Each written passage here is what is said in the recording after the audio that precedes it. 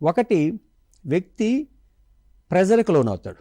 Pressure అనేది కూడా another nomenclature స్ట్రెస్కి.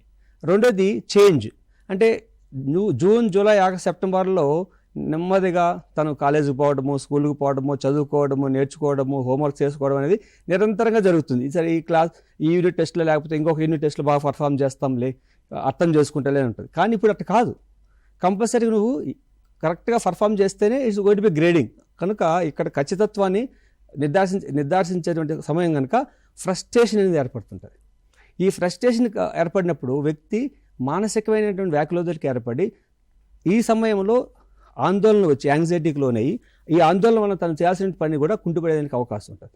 కనుక ఈ యొక్క స్ట్రెస్ వలన విద్యార్థులలో నిద్రలేమి కానీ, లేదంటే హైపర్ విజిలెన్స్గా ఉండడం కానీ, లేదంటే సరిగా తిండి తినకపోవడం కానీ, లేకపోతే చిన్న చిన్న విషయాలకు చిరాకు పడడం కానీ, కన్ఫ్యూజ్ కావడం కానీ, ఇతరులతో మాట్లాడకుండా కాముగా ఉండడం కానీ జరుగుతుంటాయి. వీటిని తల్లిదండ్రుల యొక్క పాత్ర ఏంటంటే పిల్లల యొక్క మానసిక స్థితి ఎలా ఉంది, ఎలా తింటున్నాడు, ఎలా నిద్రపోగలుగుతున్నాడు, ఎలా చదువుతున్నాడు, చదివే విధానంలో తన యొక్క ఎమోషన్స్ ఎలా ఉన్నాయని గమనించాల్సిన బాధ్యత తల్లిదండ్రులకు ఉంది.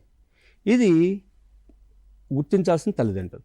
రెండోది ఏంటంటే కొంచెం రెసిడెన్షియల్ స్కూల్స్లో ఉన్నటువంటి పిల్లలు, స్కూల్ టీచర్స్ యొక్క సంరక్షణలో చదువుతున్నటువంటి పిల్లలు కూడా టీచర్స్ గమనించాల్సిన విషయం ఏంటంటే పిల్లల యొక్క మానసిక స్థైర్యాన్ని పురుగొల్పే విధంగా, మానసిక స్థైర్య సెల్ఫ్ కాన్ఫిడెన్స్ని ఇంప్రూవ్ చేసే విధంగా ఈ యొక్క ఎగ్జామినేషన్ పీరియడ్లో పాజిటివ్ టాక్స్ అనేది, మోటివేషనల్ టాక్స్ అనేది టీచరు పిల్లలకి ఇవ్వాలి.